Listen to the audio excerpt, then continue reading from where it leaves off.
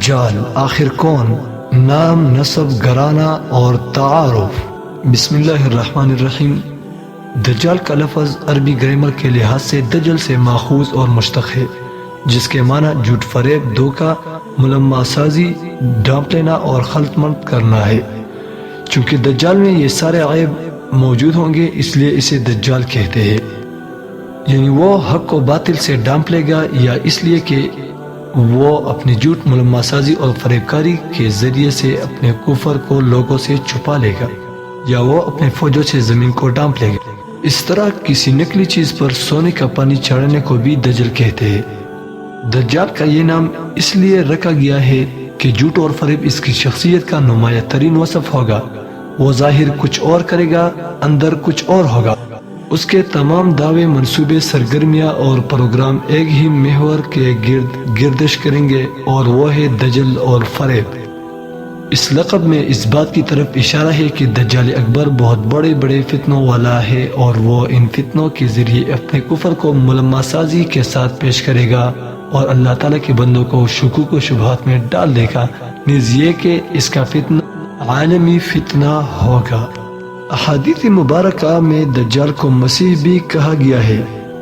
مسیح جس کا معنی ہے بہت سیاحت کرنے والا، چونکہ دجال اپنے فتنے کو پھیلاتا ہوا پوری دنیا کی سیاحت کرے گا، اس لیے اسے مسیح کہتے ہیں۔ یا مسیح سے مراد ممسوح العین ہے، یعنی وہ شخص جس کی ایک آنکھ اور ابرو نہ ہو، سپاٹ ہو۔ دجال کا اصل نام معلوم نہیں، اور یہ اپنے لقب ہی سے مشہور ہوا ہے۔ دجال کا حلیہ۔ دجال کے حلیے میں مختلف احادیث مبارکہ وارد ہوئی ہے۔ خلاصہ یہ کہ دجال موٹا اور بڑے ڈول والا ہوگا، جوان ہوگا، اس کا رنگ گندمی یا سرخ ہوگا، قد پیستہ یعنی ٹگنا ہوگا، اس کا سر سام کی طرح ہوگا، سر کے بال گنگریالے ہوں گے اور بہت زیادہ ہوں گے، جو موٹے اور سخت ہوں گے جیسے درختوں کی شاخ ہے۔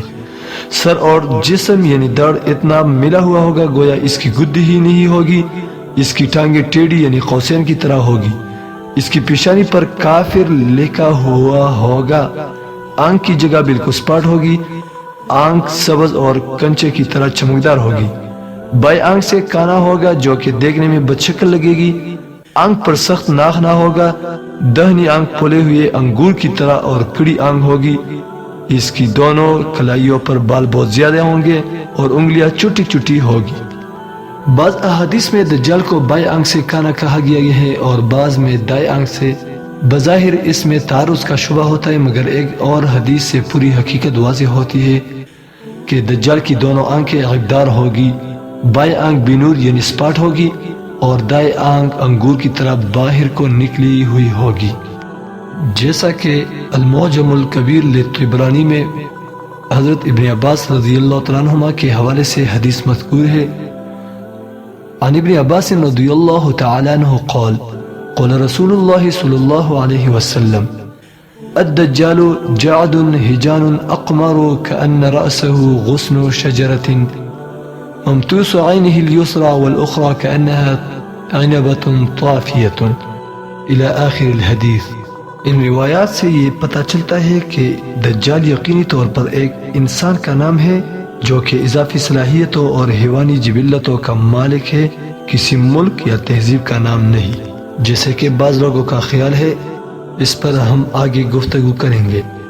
دجال کی پیدائش اور اس کا گھرانہ۔ سنن ترمذی میں حضرت ابو بکر رضی اللہ عنہ کے حوالے سے ایک حدیث مذکور ہے۔ وہ فرماتے ہیں کہ ایک دن رسول اکرم صلی اللہ علیہ وسلم نے فرمایا، دجال کے والدین 30 سال اس حالت میں گزارے گے کہ ان کے ہاں لڑکا نہیں ہوگا، پھر ان کے ہاں ایک لڑکا پیدا ہوگا جو بڑے دانتوں والا ہوگا، کم فائدہ پہنچانے والا ہوگا۔ جس طرح اور لڑکے گھر کے کام کاج میں فائدہ پہنچاتے ہیں، وہ کوئی فائدہ نہیں پہنچائے گا۔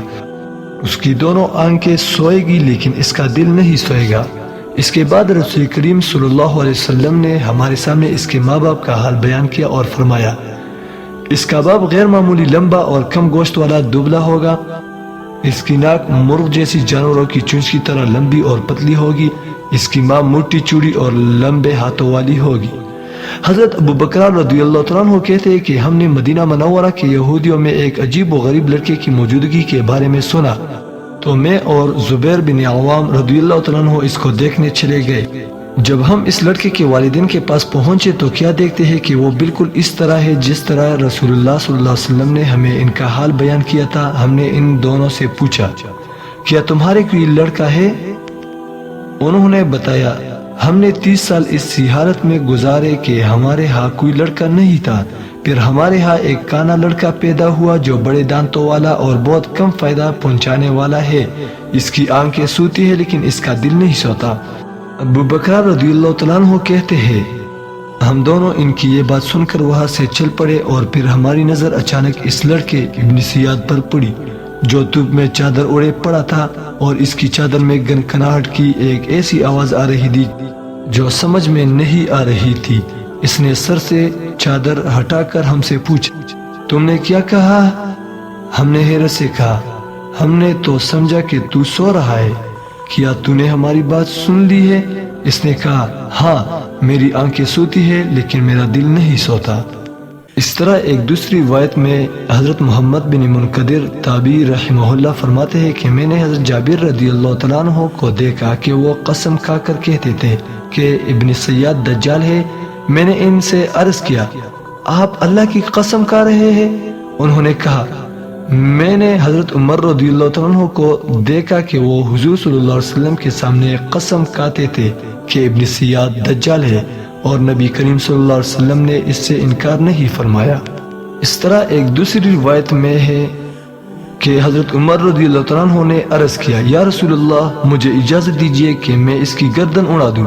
حضور اکرم صلی اللہ علیہ وسلم نے فرمایا، اگر یہ حقیقی دجال ہے تو تم اس پر قابو نہ پا سکو گے، اور اگر نہیں تو اس کے قتل میں تمہارے لیے کوئی بلائی نہیں۔